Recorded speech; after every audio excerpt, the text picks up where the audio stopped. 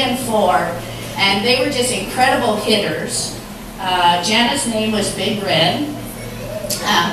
She used a bat that was 34 ounces.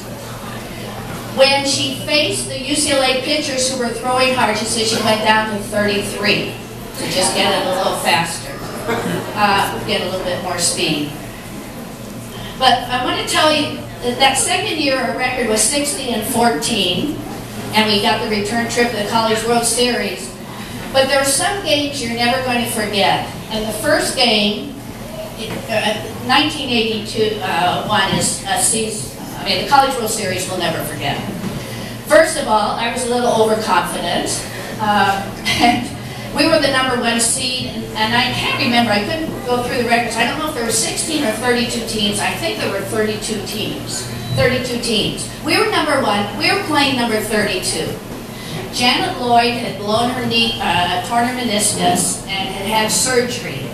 And so we were hoping to get her back to play in the really tough games, a little farther in. But she was running, she was getting close. So we're playing New Mexico State, they're number 32. I'm going to rest Janet one more day.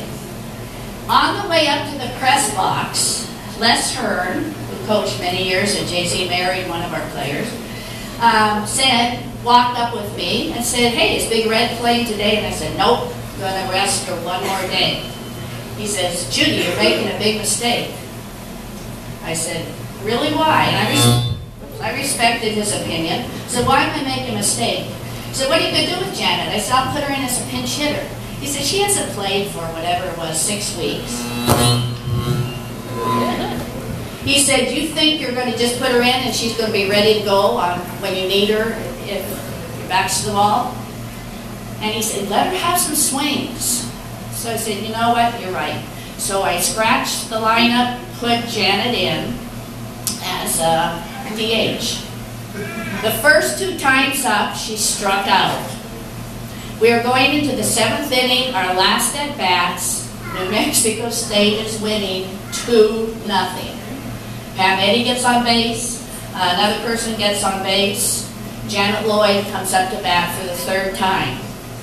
2 out, 2 people on base. We're losing 2-0. If we go in the loser's bracket, we've got to play all of those games coming back.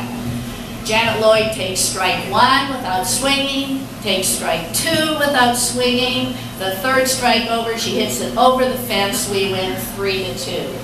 And go on to finish, well, that was game #1. Game #2 went 15 innings. Terry Keesley throws a 2-hit shutout, strikes out 13, and into the bottom of the 15th inning, we like pitchers that can hit. She hit a 2-run home run to win that game for us. In game 5, freshman Sue Lewis hit back-to-back home runs off of UCLA to win that game.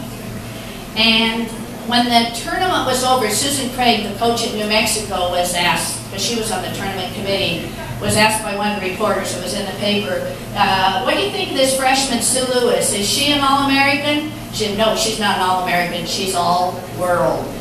Sue Lewis that year broke 4 College World Series records. She batted .560, she had 14 hits, 3 home runs, scored 7 runs, led in triples, RBI, and first base putouts.